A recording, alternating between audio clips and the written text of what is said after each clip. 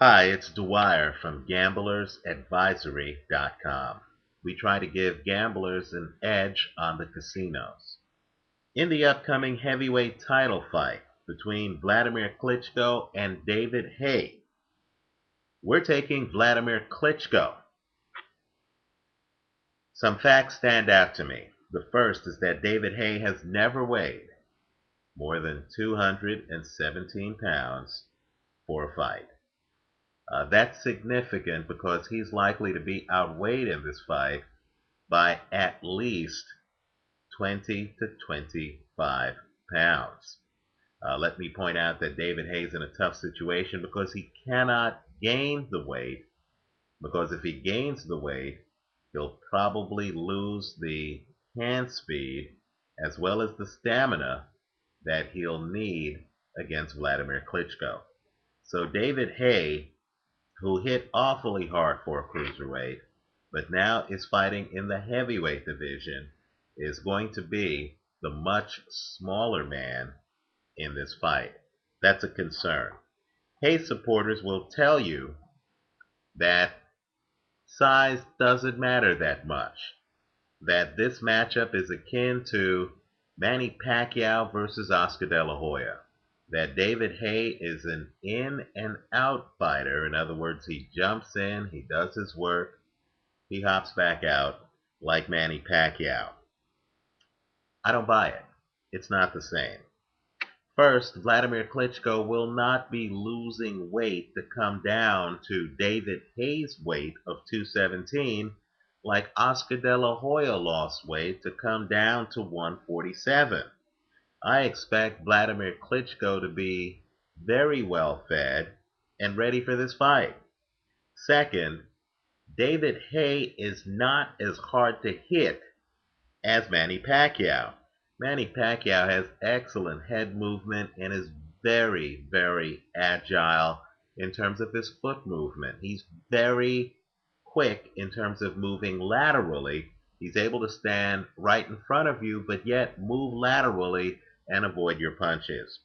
David Haye simply does not have Manny Pacquiao's footwork or skill level in terms of moving his feet. Manny Pacquiao is a much different, far superior fighter to David Haye in terms of how he uses his feet for defensive purposes. Let me also point out, too, that David Haye not only isn't Manny Pacquiao in terms of footwork, David Haye's footwork looks questionable. Even David Haye supporters will concede that David Haye hit the canvas against Monty Barrett, but they want you to believe that David Haye slipped. That film is on YouTube. Quite frankly, I believe David Haye got knocked down. But if he slipped, that's even troubling.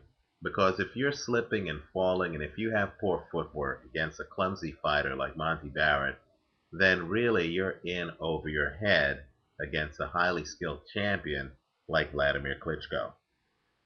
Third, the way to beat an in and out fighter, a guy who has that Manny Pacquiao, David Haye style of jumping in, then jumping out, jumping in, then jumping out, is with your jab.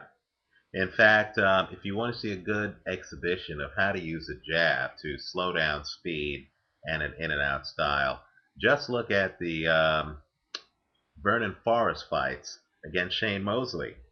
Now, Wladimir Klitschko has one of the best jabs in the heavyweight division. Take a look at his fight against Sultan Ibragimov, who, by the way, in my opinion, is a more skilled fighter than David Haye. You'll see that Ibragimov was kept at the end of a jab the entire fight. In other words, if Wladimir Klitschko is able to fight his fight, which is to shoot the jab, keep distance until he figures out David Haye's pattern and rhythm, then come over the top with his right hand, then this could be a very easy fight for Wladimir Klitschko. Now, that said, let me point out that Wladimir Klitschko has been lured into shootouts before. The Corey Sanders fight, for example, that disintegrated into a shootout. And that's David Haye's only chance of winning the fight. In other words, if they fight from distance, Wladimir Klitschko wins a very easy fight. If David Haye can somehow lure Wladimir Klitschko into getting sloppy and exchanging punches, then Klitschko could be vulnerable. Klitschko, after all, lost to Layman Brewster, lost to Corey Sanders. That said, I don't expect that to happen. Wladimir Klitschko has been with Emanuel Stewart now for a few years.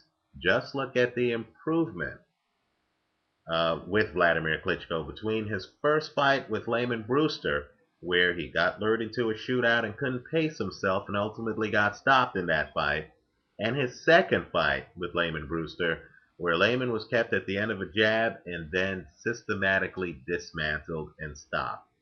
I expect David Haye to be systematically dismantled and stopped.